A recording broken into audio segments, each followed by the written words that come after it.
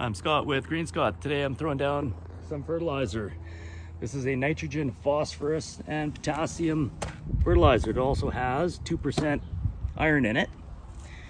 Prior to this work, you can see the patchy areas. Those were low spots that I filled in with a garden mix and threw down the grass seed. I also aerated the lawn with one of my little aeration wheels. You can see here that some of the topsoil is still retaining the water, which is awesome. Whereas back when the house was built, they just threw down this topsoil. And you can see here that it's just not retaining water.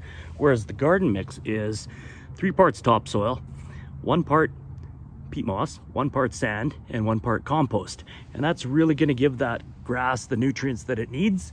So the next step is to add in the nitrogen and the iron, which is really going to green this up.